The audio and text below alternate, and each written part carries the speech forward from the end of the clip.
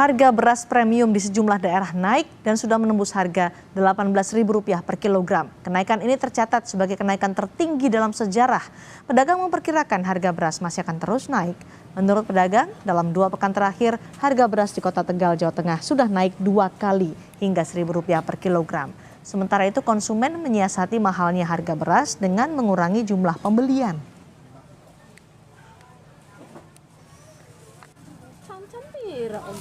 Masih tinggi harga yang selain bulog itu masih tinggi. Harga sekitaran yang 15 ada, yang 16 ada, 17 ada. Yang tertinggi 18. Itu mulai kapan kenaikan? Sudah hampir 1 bulan. Mulai naik kenaikan tinggi. Aku beli yang 15.000. Kalau beli yang 18.000 itu kan buat lauknya juga nggak ada, penghasilan juga paling berapa. Ini berapa ya? Di berapa kilo? Beri 5 kilo. Untuk berapa? Biasanya sih 10 hari, karena 1 harinya setengah kilo kan. Berdasar data Badan Pusat Statistik atau BPS, rata-rata harga beras di tingkat grosir tahunan terjadi kenaikan sejak 2014. Di tahun 2014, rata-rata harga beras di tingkat grosir tahunan mencapai Rp9.637 per kilogram. Kenaikan terjadi di tahun 2018, di mana rata-rata harga beras di tingkat grosir tahunan mencapai Rp12.054 per kilogram. Tapi di tahun 2021, rata-rata harga beras di tingkat grosir tahunan sempat turun menjadi Rp10.395 per kilogram. Kenaikan kembali terjadi di tahun 2023 lalu, saudara, yang mencapai Rp12.465 per kilogram. Hingga puncaknya terjadi pada Februari 2024 yang menembus angka Rp16.000 per kilogram.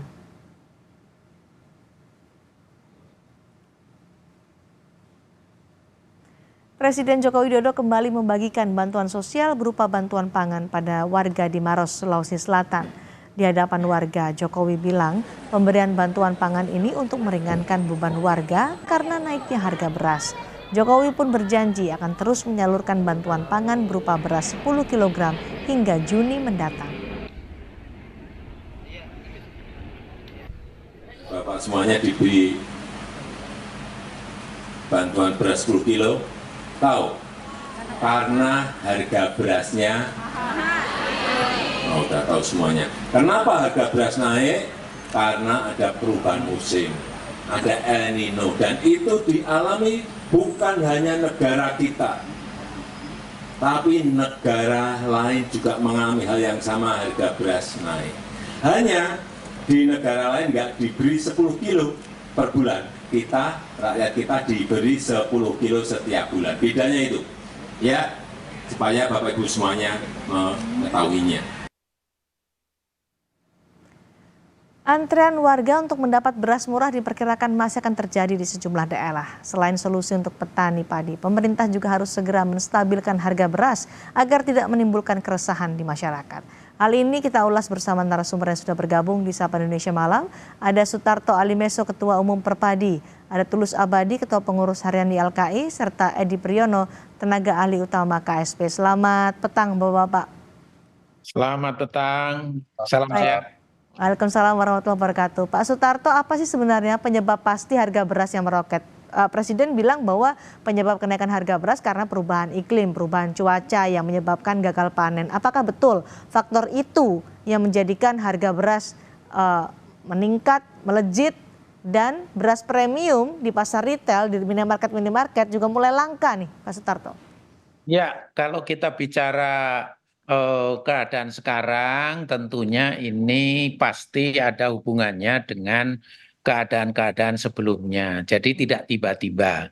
Tetapi yang namanya El Nino memang itu yang menjadi pemicu yang menambah situasi itu menjadi seperti itu. Kenapa harga seperti ini? Pasti ada, kita lihat sebenarnya tanda-tanda ini sudah ada kelihatan. Beberapa tahun terakhir ini kan kita melihat adanya penurunan luas lahan atau luas panen, kemudian produktivitasnya cenderung stagnan, kemudian surplus kita makin lama makin tahun ke depan ke sekarang ini makin turun. Ini adalah satu tanda-tanda. Nah, tanda-tanda berikutnya tentunya stok yang dikuasai oleh pemerintah pun juga nampaknya beberapa tahun terakhir ini, khususnya 3 tahun terakhir ini memang cukup rendah.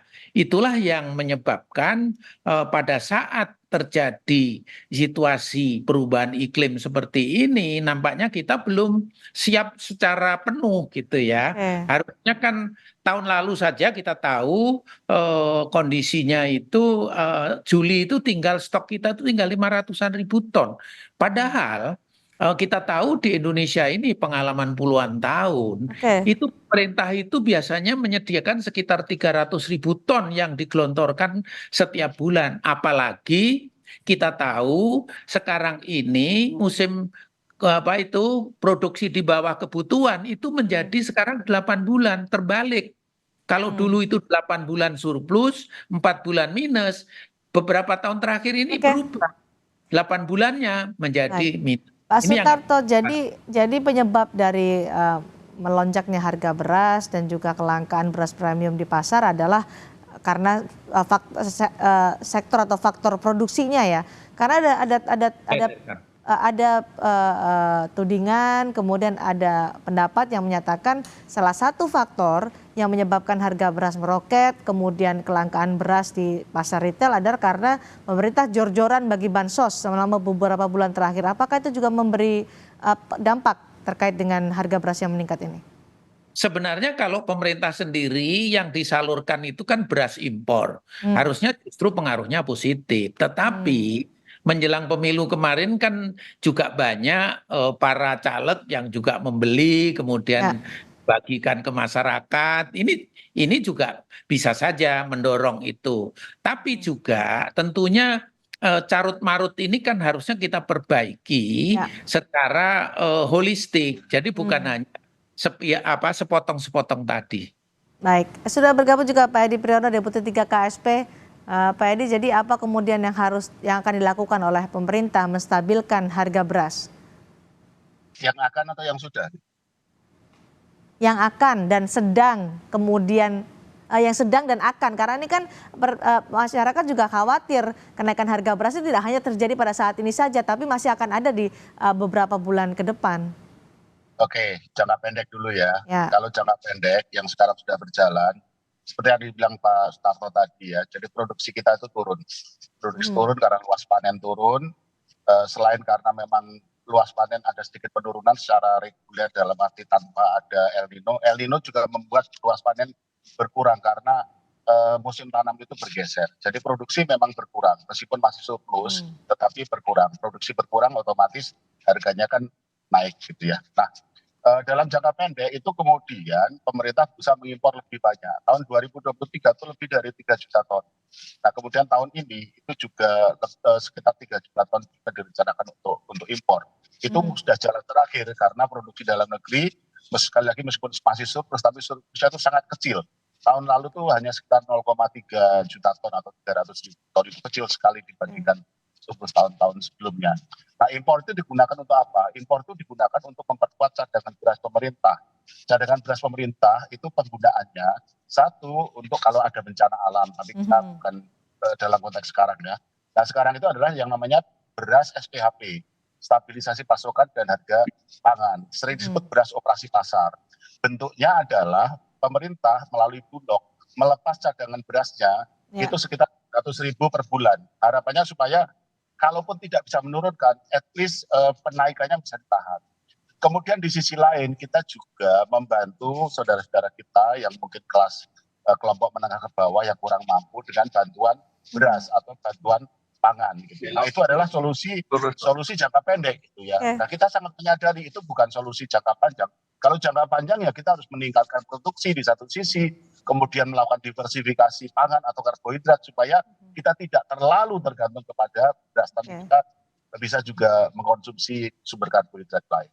Dari peliputan kami di beberapa daerah, Pak Edi, selalu warga menyatakan kapan ini kita bisa merasakan harga beras ini stabil, turun, tidak lagi mahal yang bahkan sampai mencapai Rp18.000 per kilogram?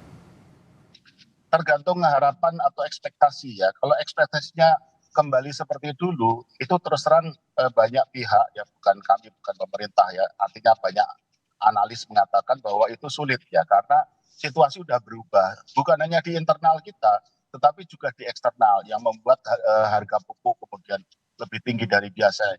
Dan jangan lupa ya, tensi geopolitik ketika gandum itu di-ban dari Rusia, itu beberapa negara penduduknya itu beralih ke beras. Saya nggak mengatakan banyak ya, tapi memang ada. Nah itu juga kemudian menambah permintaan terhadap beras. Di sisi lain, suplai beras di pasar internasional itu turun. Ya jadi di pasar internasional itu juga harganya juga naik. Jadi kalau harapan kita kembali ke seperti sebelumnya, saya kira kita sulit ya untuk mengatakan terus terang. Tapi kalau ada penurunan, prediksi dari Badan Pangan Nasional dan juga Kementerian Pertanian, bulan Maret itu kita diperkirakan sudah mulai surplus lagi, karena Januari Panen raya ya? defisit. Panennya sudah mulai lah, gitu. Belum panen raya, puncak panen raya diperkirakan April. Nah, sampai dengan itu saya kira kita masih sangat mewaspadai adanya mungkin harga yang masih tinggi. Tapi kita harapkan nanti setelah mulai surplus, harga mulai terkendali. Tapi ya itu tadi, kalau kita berharap harga seperti dulu, rasanya kita sulit ya untuk kemudian menjanjikan. Tentu saja itu menjadi harapan kita semua, tapi saya kira kita juga bisa mesti lebih bisa mengelola harapan atau ekspektasi kita. Oke, Pak Tulus, Anda melihat apakah dengan kenaikan harga beras yang sampai mencapai rekor tertinggi Rp18.000 per kilogram ini akan sama ceritanya dengan ketika kita mengalami kelangkaan dan naiknya harga minyak yang luar biasa drastis pada saat itu? Ya, pertama tentu ini memprihatinkan sekali ya, karena beras merupakan kebutuhan yang sangat pokok, kebutuhan berdasar, kemudian saat ini mengalami harga yang mahal dan bahkan kelangkaan. Nah ini yang saya kira kalau penyebabnya dulu atau kemarin katakan soal perubahan iklim, kan perubahan iklim kan sebenarnya sudah lama didengungkan oleh pemerintah itu sendiri. Nah kenapa kemudian tidak ada upaya yang lebih komprehensif untuk mengantisipasinya sehingga tidak terjadi kelangkaan seperti sekarang. Nah kita minta agar pemerintah secepatnya mengatasi ini agar persoalan perut ini tidak menjadi lebih serius, karena ingat bahwa makanan pokok kita beras dan sangat berbahaya kalau kemudian nanti kita mengalami kelangkaan yang mungkin parah. Tapi Pak Edi tadi bilang bahwa harga tidak akan mungkin kembali seperti semula. Kalaupun ada penurunan harga tidak terlalu jauh lah. Gimana nih Pak Tulus? Pak Tulus? Ya seharusnya bisa distabilisasi sesuai dengan kalau memang dalam hal ini pemerintah harus jujur sebenarnya pasokannya ada atau tidak, baik pasokan dari dalam negeri atau bahkan dengan impor itu ya. Kalau kemudian pemerintah tidak atau kurang transparan terkait dengan pasokan, ini nanti bisa makin mendistorsi harga di pasaran. Nah sekarang pemerintah harus jujur apakah pasokannya ada atau tidak, kemudian harus impor atau tidak, karena kalau impor kan artinya harganya juga mungkin berbeda kalau memang harus dengan impor. Nah Pak Edi, cadangan beras untuk kebutuhan dalam negeri mencukupi nggak sih sekarang? Cukup sebenarnya, kalau dibilang langka juga relatif ya, karena beras itu ada di pasar kok. Ada di pasar-pasar tradisional kita tuh udah gak cuma ngomong ya, kita ngecek ke pasar, di warung-warung itu ada. Memang harganya mahal kita akui, tapi itu ada. Nah yang sekarang kosong itu adalah di retail modern, khususnya di minimarket. Itu juga bukan karena beras yang nggak ada sebenarnya, tetapi karena penjual khawatir menjual di atas HET, harga eceran tertinggi. Jadi sebenarnya barangnya ada, tapi karena dari gabahnya udah mahal, maka harganya kan jadi tinggi, lebih tinggi daripada HET. Nah kalau mereka jual, itu mereka khawatir. Nah sekarang ini dari arahan Bapak Presiden mengarahkan supaya HET-nya tetap dipertahankan, tetapi di minimarket dan juga di retail modern yang lain disuplai dengan beras SPHP untuk beras premium. Jadi kalau dikatakan beras langka dalam arti susah dicari sih enggak ya. Beras ada kok bisa dicek. Tapi harganya memang meroket ya. Betul. Oke, harganya memang meroket. Pak Sutarto, kalau ketersediaan beras tidak diantisipasi dari sekarang oleh pemerintah, tidak kemudian dipikirkan solusi untuk bisa menurunkan harga beras dalam waktu dekat, apa kekhawatiran Anda? Ya, tentunya sebenarnya kita kan sudah tahu persoalannya, kemudian apa yang harus dilakukan, dan saya yakin pemerintah pasti sudah punya. Dan kalau kita bicara pengalaman puluhan tahun kita juga sudah punya. Nah, yang dikhawatirkan kalau kita tidak mampu mengantisipasi dengan baik dan tahun ini tidak dapat kita meningkatkan produksi kita, produktivitas kita, ya akhirnya kita nanti akan mengimpor lagi lebih besar. Dengan mengimpor yang lebih besar, dampaknya juga terhadap secara nasional kita itu akan menjadi ketergantungan. Maka dari itu jangka menengah dan jangka panjang ini harus betul-betul kita siapkan lebih baik. Termasuk salah satunya yang saya sampaikan tadi, bagaimana kita mengatur mengenai mempertahankan lahan sawah yang produktif, kemudian menambah lahan untuk yang bisa kita tanami tanaman pangan, ya, kemudian yang kedua bagaimana sarana produksi ini kita sediakan. Kemarin ini kan carut-marut pupuk juga cukup serius sebenarnya, dengan dikurangi subsidi, akhirnya akan ditambah. Tapi yang penting di lapangan itu tersedia tepat waktu, karena berbeda 1 minggu saja untuk padi itu akan menurunkan produktivitas. Ini yang harusnya dijaga. Kemudian carut-marut dari aspek distribusi ini juga harus diperbaiki, termasuk mohon maaf ini dalam rangka penyaluran SPHP pun harus kita perbaiki. Ada 4 hal yang penting yang harus diperhatikan. Apa saja itu?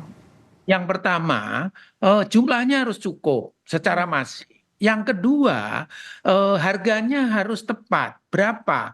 Jangan sampai kalau nebusnya di atas 500 ton, malah harganya 11.800. Tapi kalau kurang dari 100 ton, harganya menjadi 12.000, misalnya seperti itu. Nah ini kan berpihak kemana kita ini gitu loh.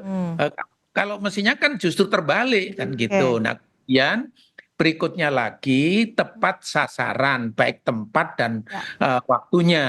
Nah, kalau sekarang ini memang sangat tepat sih harusnya. Yang terakhir, lagi-lagi cara distribusi.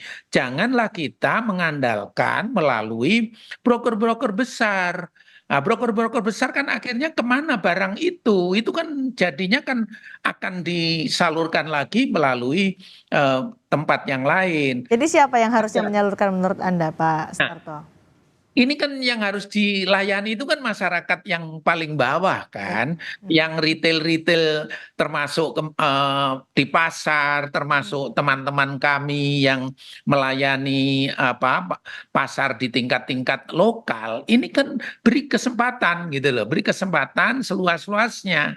Jangan karena dia modalnya kecil malah disuruh membeli dengan harga 12.000 dan kadang-kadang birokrasinya juga terlalu kurang baik gitu. Ini yang harus menjadi perhatian kita. Pak Sutarto, kalau tadi Pak Edi menyatakan Maret ini sudah mulai masuk panen, adakan panen raya, apakah nanti akan berdampak pada penurunan harga beras? Ya, hari-hari ini sebenarnya sudah mulai turun karena daerah Pati, daerah Demak, daerah Rembang ini juga sudah mulai panen. Kemudian minggu depan ini nampaknya daerah Pantura Jawa Timur juga sudah mulai panen. Sekalipun saya sependapat dengan Pak Edi, janganlah kita minta kembali harga seperti semula. Saya kira. Pak Sutarto, maaf saya potong karena kita harus mendengarkan kumandang azan maghrib untuk wilayah DKI Jakarta dan sekitarnya. Lanjutkan kembali perbincangan terkait harga beras yang melonjak dan juga masyarakat melaporkan bahwa ada kelangkaan di pasar retail terkait dengan beras premium. Pak Tulus, apa yang kemudian menjadi catatan Anda kepada pemerintah supaya dalam waktu dekat paling tidak ada penurunan harga beras supaya tidak menimbulkan keresahan di masyarakat dan kekhawatiran di masyarakat selanjutnya? Ya, saya tidak setuju kalau harga beras sampai di daulat tidak bisa turun seperti harga semula. Hmm. Ya, karena ini tentu nanti akan menggerus daya beli masyarakat dan menimbulkan inflasi yang sangat tinggi karena ini menyangkut kebutuhan pokok. Nah, oleh karena itu pemerintah sebisa mungkin harus bisa mengembalikan harga sesuai dengan harga normal, ya, kecuali mungkin nanti ada bantuan-bantuan yang diberikan lagi, tetapi kan itu juga berat. Nah, oleh karena itu saya kira tadi dikatakan Pak Ali Muso, distribusinya juga harus ditata kembali dan juga soal pasokannya. Ya, karena kalau beras sampai naik secara permanen, nah ini juga harus dipersoalkan. Sebenarnya siapa yang untung dari situ? Apakah middleman atau para tengkulak atau para petani? Kalau yang menguntungkan itu nanti tengkulak atau middleman, ini yang harus diusut, harus dibongkar. Kecuali petani yang diuntungkan, itu mungkin bisa dimengerti. Tapi kalau pihak ketiga yang diuntungkan, artinya ada distribusi yang tidak beres dan itu harus diselesaikan.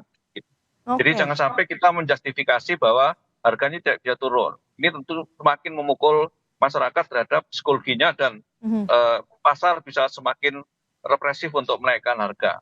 Baik, kita tunggu bagaimana solusi dari pemerintah untuk menstabilkan harga beras di tengah kenaikan harga beras yang mencapai rekor 18.000 kilogram per kilogram. Terima kasih Pak Edi, terima kasih Pak Sutarto, terima kasih juga Pak Tulus sudah bersama kami di Sapa Indonesia malam hari ini.